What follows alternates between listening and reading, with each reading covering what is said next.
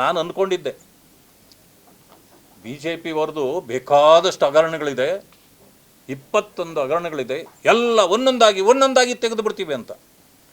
ನಾನು ಏನಪ್ಪ 21 ಇದೆ, ಹೆಂಗೆ ಯಾವ್ಯಾವ ಬಂದುಬಿಡ್ತಾವೋ ಹೊರಗಡೆ ಅಂತ ಕಾಯ್ತಾ ಇದ್ದೆ. ಮೊನ್ನೆ ಒಂದು ಬಂದಿದೆ.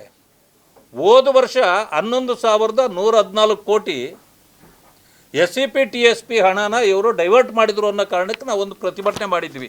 ನಾವು, ಕಾರಜೋಳ ಸಾಹೇಬರು, ಬೊಮ್ಮಾಯಿ ಸಾಹೇಬರು, ನಾವೆಲ್ಲ.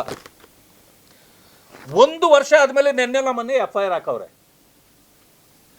ಇದು ಹಗರಣನ?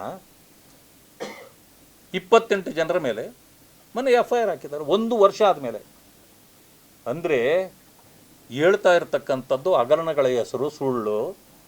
ನೀವು ಅಗದು ಬಗದು ತೆಗೆದಿದ್ದು ಯಾರ್ಯಾರನ್ನ ಹುಡುಕಿದ್ರಿ ಅವ್ರ ಮೇಲೆ FIR ಹಾಕಬೇಕು ಅಂತ ಮೊನ್ನೆ ಹಾಕಿದ್ದೀರಿ. ಅದು ನಾವು ಹೋರಾಟ ಮಾಡಿದ್ದು, ಪ್ರಜಾಪ್ರಭುತ್ವದಲ್ಲಿ ನಮಗಿರ್ತಕ್ಕಂಥ ಹಕ್ಕು, ಅದು ಮಾಡಿದ್ದೇವೆ. ನನಗೆ ಭಾಳ ಖುಷಿ ಆಯಿತು. ನನ್ನ ಜೀವನದಲ್ಲಿ ಒಂದು FIR ಇರಲಿಲ್ಲ. ಮೊನ್ನೆ ಒಂದು FIR ಆದಮೇಲೆ ನನಗೆ ಭಾಳ ಖುಷಿ ಆಯಿತು. ಈ ದೇಶದಲ್ಲಿ ನನ್ನ ಮೇಲೇನೂ ಒಂದು FIR ಆಯ್ತಪ್ಪ ಅನ್ನೋಷ್ಟು ಖುಷಿ ಆಯಿತು.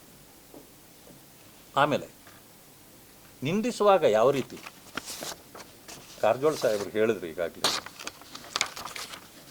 ಇವರನ್ನು ಸೆಕ್ಷನ್ 151 ಆ್ಯಂಡ್ 152 ಆಫ್ ದಿ ಭಾರತೀಯ ನ್ಯಾಯ ಸಂಹಿತೆಯ ತಳಗಡೆ ಯಾವುದೇ ಕಾರಣಕ್ಕೂ ಕೂಡ, ನಾನು ಓದಿಬಿಡ್ತೀನಿ ಅದನ್ನು ಒಂದು ಸಾರಿ.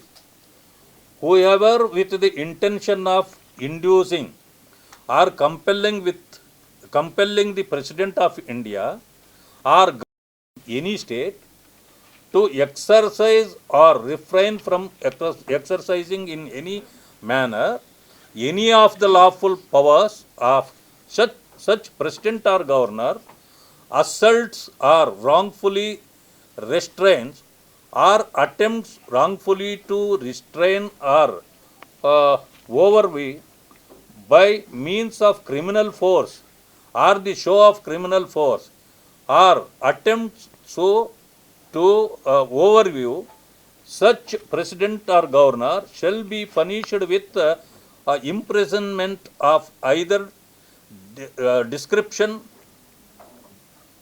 for a term which may extend to 7 years and shall also be liable to fine.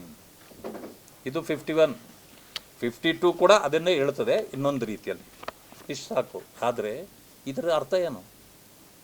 ಗವರ್ನರ್ನಾಗಲಿ ಪ್ರೆಸಿಡೆಂಟನ್ನಾಗಲಿ ನೀವು ಪ್ರಶ್ನೆ ಮಾಡಲಿಕ್ಕೆ ಬರೋದಿಲ್ಲ. ಇದರಿಂದ 7 ವರ್ಷಗಳ ಕಾಲ ಯಾರು ನಿಂದಿಸಿದ್ದಾರೆ ಅವರನ್ನು ಜೈಲಿಗೆ ಕಳಿಸ್ಬೋದು.